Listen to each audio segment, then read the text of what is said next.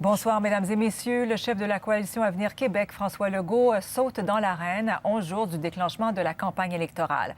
Il a présenté son équipe de candidats à Shawinigan et se présente lui-même comme le candidat de l'économie. Il promet de réduire la taille de l'État et le nombre de fonctionnaires, des objectifs que de ses propres candidats contestent. Mathieu Dion. Bonne campagne!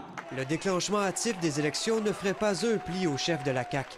Il a voulu faire une démonstration de force à l'occasion d'un discours économique, entouré de 93 candidats sur scène à Shawinigan, mais de peu de militants. Plus on a de temps, plus je suis content. François Legault répète ne rien prendre pour acquis alors que les sondages lui prédisent un gouvernement majoritaire.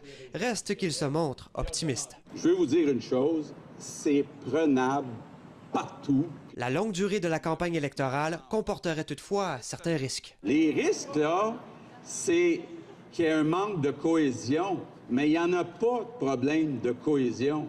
L'incohérence apparaît pourtant déjà dans les positions sur la taille de l'État. Oui, il y a encore du gaspillage, il y a encore trop de bureaucratie. D'abord, ça va prendre moins de bureaucratie. Cet item-là, lorsqu'il sera mis en pourcentage de tout ce qu'on dépense en personnel à fonction publique, ça va correspondre à une infime portion. On n'est pas là pour dire qu'on va couper quoi que ce soit. Au contraire, il faut prendre le temps d'analyser les choses, puis il y a une pénurie de main-d'œuvre aussi en bureaucratie. Je crois que à ce niveau-là, le travail a été fait. Les coupures ont été sévères. Dans son discours économique, le chef a parlé d'augmenter les exportations d'électricité vers les autres provinces et aux États-Unis, puis à terme de construire de nouveaux barrages. Mais François Legault reste avare de détails sur les moyens de convaincre de futurs acheteurs. Mais il faut être beaucoup plus agressif pour augmenter nos exportations à l'extérieur du Québec. Et la filière éolienne serait mise de côté dans un gouvernement caquiste.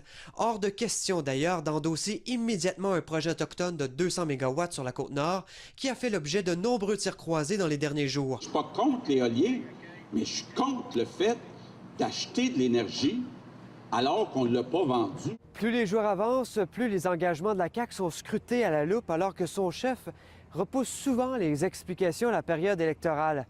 L'absence de réponse suffisante pourrait bien lui jouer un tour.